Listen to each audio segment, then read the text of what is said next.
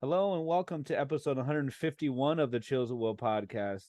What a pleasure today to be joined by Allison Adelle Hedge Coke and a bit about her. A bit about her. There's so much to say, but this is a fairly short biography. Allison Adelle Hedge Coke's previous poetry books include The Year of the Rat, Dog Road Woman, Off Season City Pipe, Blood Run, Burn, Streaming, as well as a memoir, Rock Ghost, Willow, Deer. She is the editor of the anthologies Sing, Poetry of the Indigenous Americas, Effigies, Effigies II, and Effigies III, and is a distinguished professor at the University of California, Riverside.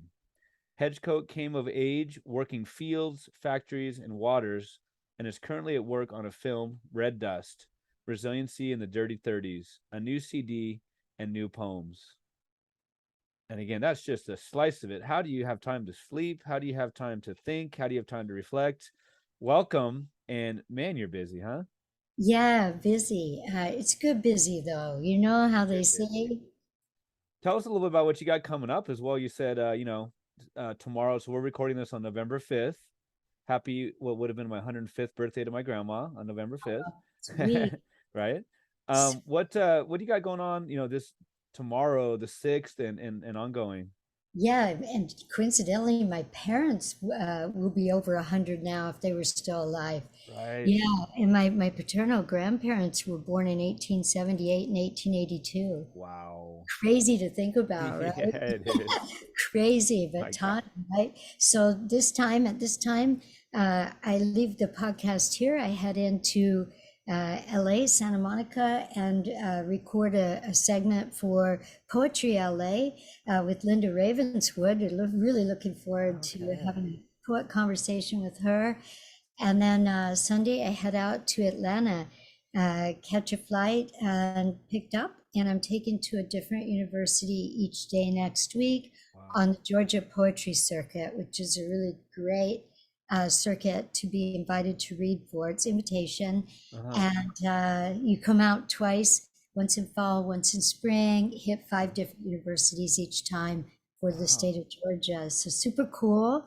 And come back on Saturday and then Sunday night next at midnight, jump on a plane, head to New York, and get ready for the National Book Awards. Look at this blue as a finalist. Oh, Finalist. congratulations. Thank you. So super excited. Oh my gosh. Wow. Well, that sounds so fun and so cool. It's like poetry is thriving. For those who want to say Yeah, that it's not, poetry is thriving. That's great. it's a definite thing. Yeah. Oh, so cool.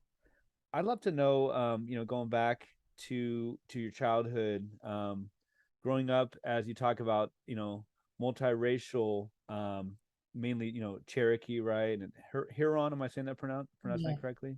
Hmm. Right? With Portuguese and Alsace Lorraine. I don't know how you say Alsatian, Lorrainian, Yeah. right? And all Yeah. kinds of ethnicities and identities. I wonder, like, did you were you monolingual English? Did you speak other languages? And then also just about the printed word, about the written word, how that was a part of your growing up. Yeah, my father primarily raised us. My mother was there, but she was suffering with schizophrenia when I was young, and so unable to uh, partake in a lot of normal things that mothers would do in a house, and or what people assume mothers would do in a house. Not every mother's the same. I'm glad my kids survived me. I was like winging it all the way through. So, in a stereotypical way, she was not able, but she was present with us, and my father really respected her, which was a great thing. But he was extremely proud of his heritage, his lineage. It shaped him, formed him. It was who he was, as were his parents. And of all of their ethnicities, all of their lineages and stories in the family. And we're a couple of generations from fluencies and anything other than English, but I don't know that we're actually as fluent in English as we should be. I have some language issues with stammering and word order. Sometimes I'll say syllables in 3 different words mixed up. So the three words will come out, but the syllables are interchanged. So I have all these things going on with language, which is interesting. But some Cherokee was spoken in the home. There was on occasion some Windette thanks kind of things that happened in the home. Definitely some Portuguese language, definitely some French language, as well as neighbors and people we knew from extended family. My father was the youngest of 9. His brothers married all kinds of different people. We have various other families within our family with other languages as well. Spanish was nearby a lot, just depending on what it was, but also other native languages, and we traveled extensively. My grandparents were alive in Canada at the time. I'm a dual citizen by birth, and my mother came down post World War II. So through that, we also learned languages along the way. As kids, I rode in rodeo, and we used to stop at Hardin and Crow Fair every year on the way to Canada, and we'd pick up the language while we were there as well. My mom's father was born on Big Stone Lake, which later became a state divider between South Dakota and Minnesota, but that was pre-statehood. And languages up there were familiar to me as a child as well as in Alberta. So we had, a rhapsody of languages around us, and my father's instruction was always to be a good guest. You don't impose your own on people, you learn what's spoken. So when we were sitting in anyone's house and they had a primary language, we learned enough of it to get by, which I still do when I travel before I go. I'll study up on things before I leave, and see if I can be at least conversational enough to ask for simple things or to politenesses in exchanges with people. So I think language for me is a main thrum in childhood, but also music. I come from a very musical family and actually think in music first before I get to language. And I think it enables me to learn language easier because I'm often picking up on the musicality of things, so that I'm hearing the language in that way first. And when I'm learning the verbiage that goes with it, I have the music in place sooner. And so it helps me adapt to other languages. My younger son, both my kids were ESL, but my younger son, there were other influences in the home when he was young as well, other languages spoken that I didn't come up with. And it was really funny because when he was in Head Start, they pulled me aside. I used to teach K-12 like you do. And when he was in Head Start, they pulled me aside and said, he's ESL. And I go, yeah, I'm not surprised. And they said, here's the funny thing. And they pulled out a box of crayons and walked over to him and instructed him to pull out, just look at a different crayon. They kind of poke it out to him. He'd pull it out and they'd ask him the name. And each crayon he had in a different language, which was kind of hysterical, depending on who taught him that. Wow. Yeah, so he had the whole box of crayons, but it was multilingual, which I thought was an advantage. I thought this is kind of super cool, Yeah, right. Yeah, so I haven't spoke French since I was like 5. But I did come up with that, and there's also Portuguese on my mom's side, where family on that side as well. And so we also, had music and some language from that side of the family, too, the Luso side of us. Wow. Yeah. I feel like that's a poem prompt. The idea of the crayons and each one having a different language behind it. Could be. Man. Have you ever heard of the Portuguese? I think it's pronounced fado. Yes. Oh, yes. I've been to fado concerts, been to fado restaurants, been to, yeah. I've been fortunate enough to, spend time in Portuguese communities in the States, although we're Portuguese Canadian, and but also in Portugal. But we're Açores. Our family is from the Açores and also Madeira, and so island people. And my grandfather back that came over was Shanghaied. He was Shanghaied by Spaniards and forced to row on a ship, and he jumped boat. And so I'm descended from 2 slaves. He was enslaved, And on the southeastern side, Betsy Walker and her brother Richard Walker were also enslaved as children. So I'm descendant from slaves within the Cherokee community and slave from Portugal. Wow. Yes, two slaves in the family. Oh my gosh. Maybe Well, that's something in me that I haven't really dealt with at this point, but I think of oh, from time to time. well, it's an amazing start to your memoir, which is broken up into 7 chapters, 7 sections. Yeah, The memoirs, Rock, Ghost, Willow, Deer, and the first chapter is called Of Seeds, and you write, quote, I descend from mobile and village peoples, interracial, ingenious, adventurous, and bold. None famous, none of any more than humble means, though in this great ancestral river, thoroughly blood-streamed true, I am born from those so devoted to their beliefs and way of living they would eagerly choose to be memorialized through songs or stories of honorable doings, or maybe through sharing a bit of tobacco on special occasions, rather than by accumulating material legacies in life. And man, when I first read that, I did not realize it was only one sentence. Man, that's smooth. All thank right. thank you. Before me and around me were warriors, fighters, hunters, fishers, gatherers, growers, traders, midwives, runners, avid horse people, weavers, seamstresses, artists, craftspeople, musicians, storytellers, singers, linguists, dreamers, philosophers. They were Huron, and the word in Cherokee for Cherokee is Salagi, One of the ways to refer to, yes. Muskogee, French Canadian, Portuguese, English, Alsace, Lorraine, Irish, Welsh, and there was the insane. I understood all this by the age of 3. That last sentence is wow. Thank you. I Yeah. understood all of this by the age of 3. All of that, all of those people, all of their histories, the good, the bad. Oh my gosh, amazing. Yeah, Uh, Dad was a great storyteller, and he would just prop us up at the table and mhm, impart. Uh, and it was about the age of 3 that I think I actually just turned 3. My sister came home from school, and I asked her, she was the only one of us that went to a kindergarten. mm, The rest of us didn't start till first grade, but she came home and I asked if any of the other mothers were like this, and she said, no, none of them. mm, And so that was how soon, too, that I understood the delusions were something else. right. Yeah. Well, you wrote about oftentimes with what your father didn't say rather than what he did say that really transmitted, communicated ideas of of his own history with a lot of great moments, and also the intergenerational traumas Yeah. of the Cherokee and others.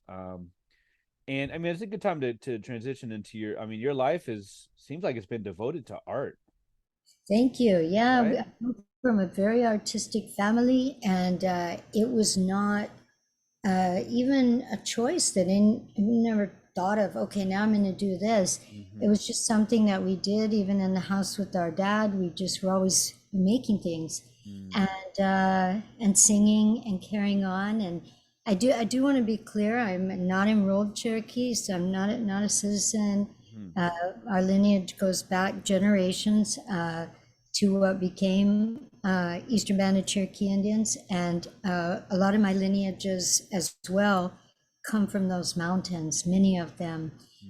So there's that part of the story as well, which is also sort of akin to this other side of the family where both sides we end up being descended from slaves, and the departures there and what happens there and those removals, and that trauma as well that happens from Right. those removals from homeland. I was very fortunate also to be raised back and forth and have some primary upbringing in early 20s in North Carolina and have that return home. But Right. yeah, if we could switch over to, I think this is, like you said, a good time to move into this other section. That'd be great. Yes, please. I mean, what is it? I guess what does it mean to create on a daily basis? And the 2022 collection is "Look at This Blue." Yeah. Um, so yeah, I'd love to talk about just what it is for you to create. I mean, there's what documentaries being involved. There's um, that you're an editor. You've been part of so many anthologies, and then into 2022 with "Look at This Blue." I'd love to know some of the seeds for that collection. Yeah, so Look at This Blue is a phenomenon. And I was, and I've told the story a few times now, so I feel like I can divulge more easily. I was on a book deadline. I wasn't Mm, feeling the book that I had ready to submit for that deadline. And I landed in Montenegro to do a Fulbright mm. and told my host I had a book deadline and a new book due. And she said, "How much have you written?" And I said, "None." And she goes, "When's the deadline?" I said, "Now, but I've got the weekend." And she goes, "Well, I'm out of town for the weekend. You could use the apartment." And so this collection was, it's not really a collection, it's an Right. assemblage poem. It was literally manifested over that weekend. And Wow.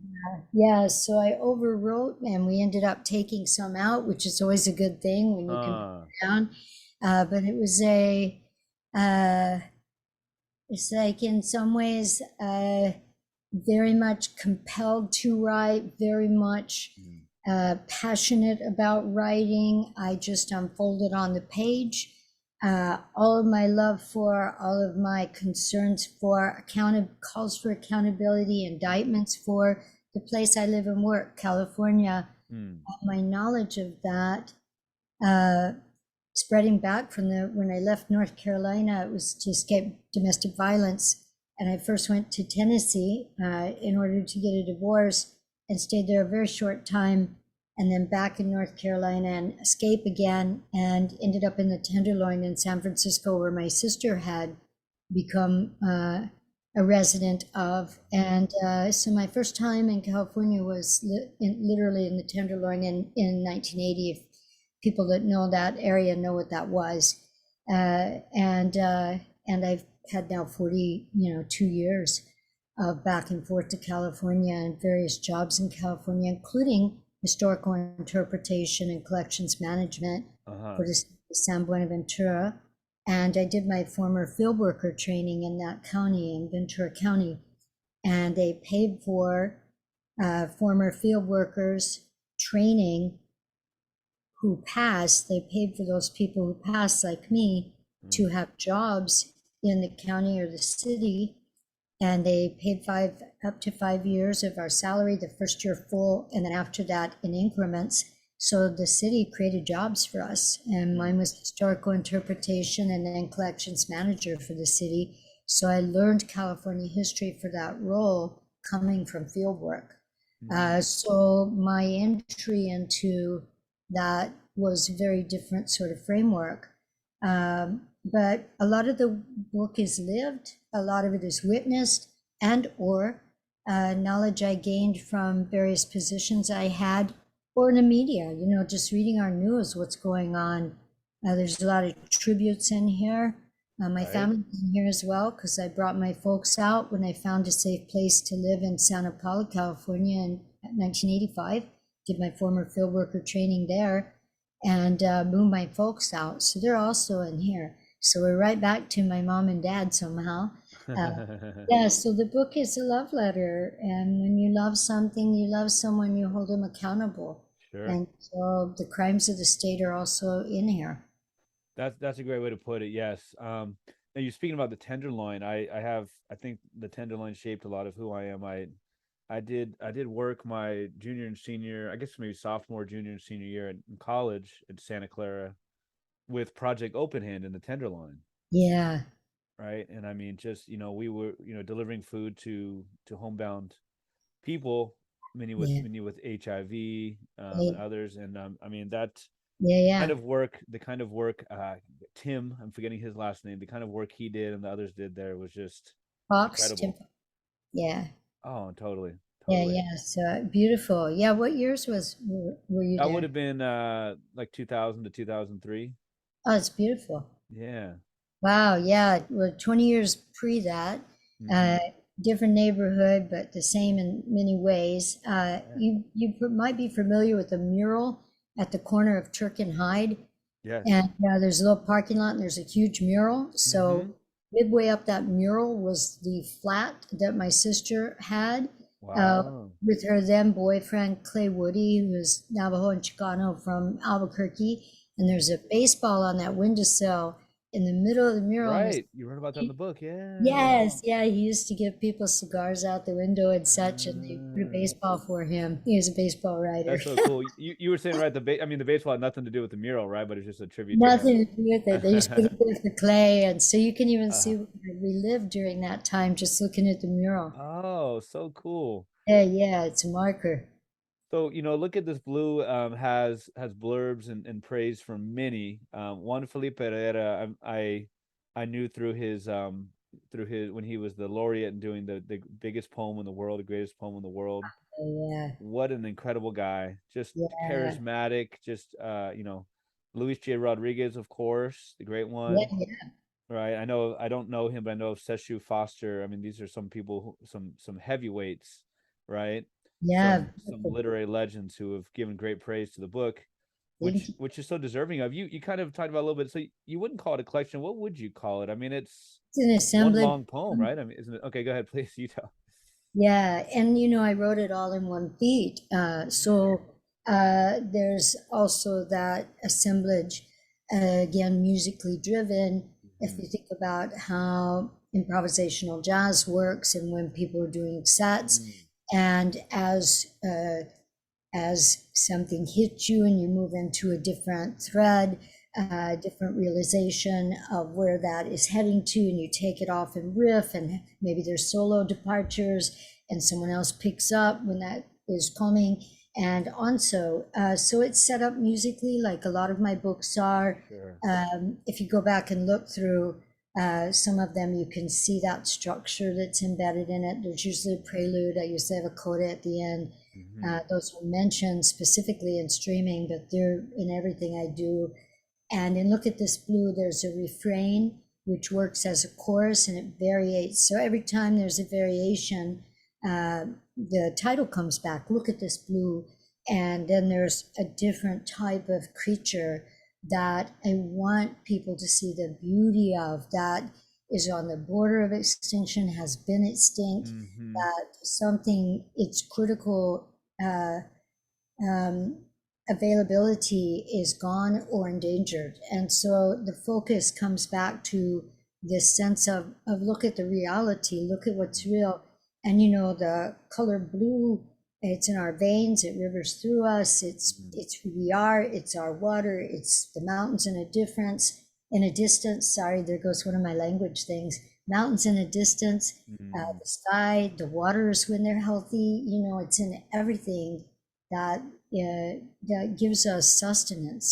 And right. so it's also just the real, and you mentioned fado music and saudade, the Portuguese concept of, longing and missing something from I've the used very, that so many times on this podcast, right? Saudade, or I'm not. I never. yes, saudade is how you say I'm it. obsessed with that. I'm obsessed with Yes, that idea. the Sora's pronunciation even better. So thank you for that.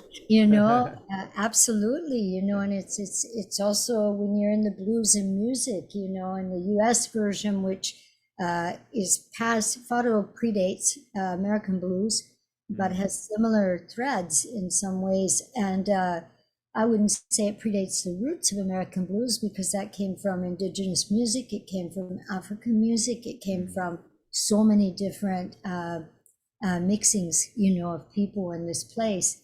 But it also has the love in it. Fado has love in it. The blues have love. There's passion there. There's this sense of missing something because you belong to it. It yes. owned you. you Yes. so it's different. So it's all in there, and I've been Right.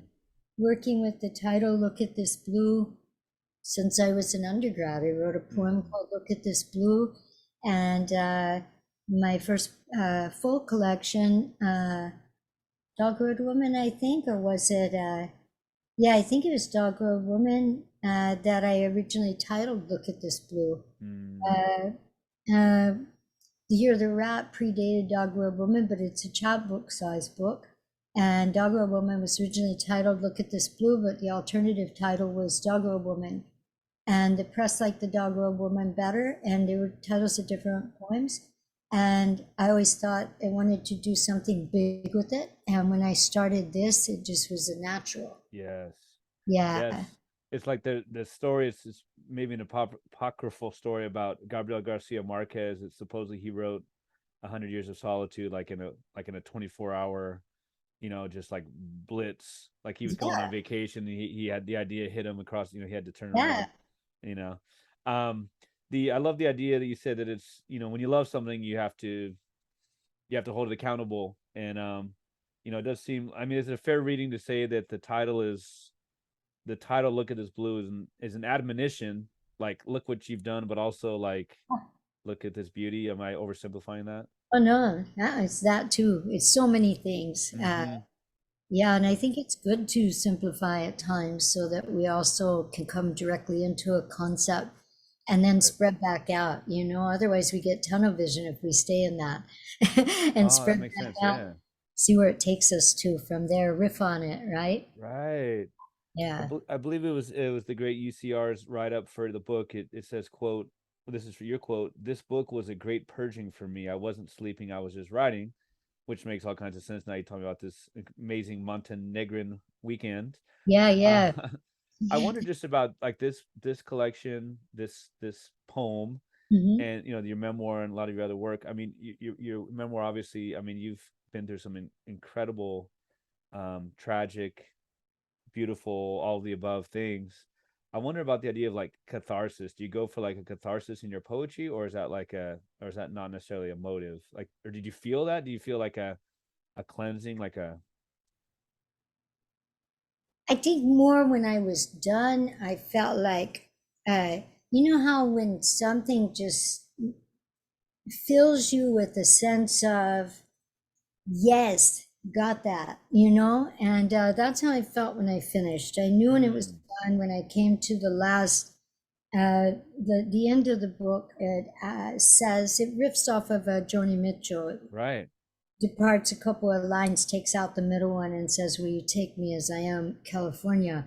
Mm, Her song that came from the romantic feeling of California. I don't feel the romance in that way. I feel the mm, reality, mm, and so knowing I just said all of this and it's California, it's like, okay, I faced you with all of this. So will you take me as I am now that I'm calling you out, you know, as well as being with you and loving you, you know. So there was that sense of once that popped on the page, I knew it was done. And mm, I got up and I was like, yeah, took another walk and felt pretty good. Waited for my friend to come back from Croatia. She left for the weekend. mm, She got back. She goes, why don't you get done on the book? And I mm. said, I wrote it. And she goes, are you happy with it? I said, yeah, this is done. I said, I'm going to hit submit now at your back. And I pushed the button. Whoa. And that was that. You know, I just sent it off. But I felt very relieved that it was done because it was like things that had been welling up in me for all of those years. Mm, Different elements of the poem are things that I lived through, lived with, mm, was party to, witness, knew of, mm. and needed to act upon in some way. And this was that. I divulged a lot of very personal things in this as Sure, well. sure. That, you know, even uh, people that think they know me close don't know, you know, but nobody really, you know, depending on who you are, nobody necessarily knows another person Yes, fully, you know, yes, even when you've spent many years with them, there's still going to be things popping out, you know. no doubt about it. Yeah. You're a The dad, you know that with your kids. They're probably not going to get your full story by the time we're done here. You know what I mean? that's one of the things. They're 6 and 4, and that's one of the things. It's just like, and it's a beautiful thing, like seeing them, especially with COVID. Like they've been so attached to mom and dad Yeah. in such physical proximity for the most part. And it's like to see them like on their own, being their own people, and not, and there's a little bit of the fear there. Like you don't know who they are, you don't know who they're going to be with or what others are going to do. The idea of putting them out in the world, but it is a beautiful thing to see them be their own person, which of course is direct, not directed, but is of course affected by you and by their histories and everything like that. Yeah, no doubt about it. Yeah, absolutely. And that knowing is really important. And you mentioned Simon Ortiz earlier, and you know, Mm-hmm. he a lot of his, more profound works have dealt with knowing and his concept of knowing and what that means. And Hmm. it can be really different for everybody, I think, Right. knowledge base and how we acclimate to it. Mm. So when a purging like this happens, if you want to refer to it that way, for me, it was just a passionate play. A sense of just like um, attending to, responding to, calling to all of that in this huge song form of this poem, and letting it ride in the various solos that occur, the various departures, the various riffs, and back Mm. with the refrains, and pulling us home again to what matters, what's real. So in following those, for me, it's more like, getting behind an instrument and just seeing what can happen with that if you really give yourself to it. So I feel like it was more of an unfolding than anything else. Uh, Unfolding, that's a great way to describe it. The Simon Ortiz epigraph from the memoir is something to the effect of basically like, where would I be without language and ideas of memory, and like you said, you can't fully know everyone, and even with language, there's so much unsaid, so much is indecipherable, right? the Absolutely. the summary of Look at This Blue is basically, through Hedge Coke's personal lens, the collection of poems captures California's ecological, environmental, and human beauty, but it also speaks of the degradation to the environment, the animal kingdom, and humanity. I mean, there are incredible historical connections to your own, to personal stories, violence within your family, um, to things like, Ishi, the Yeah. the supposed last of his group, right? Yeah. There's so much about the missions. You list the massacres, you list the missions, you list the groups of people, the groups of indigenous who were, missionized, as you use that verb. Um, and it all, like you said a few minutes ago, like, such a simple title, but it just fans out in so many ways. I'd love for you to talk about, I don't know if I'm saying it correctly, the Xerxes blue butterfly. Yeah, yes, which starts out, well, let me see if I can pull it up and I can just read that part where it starts here.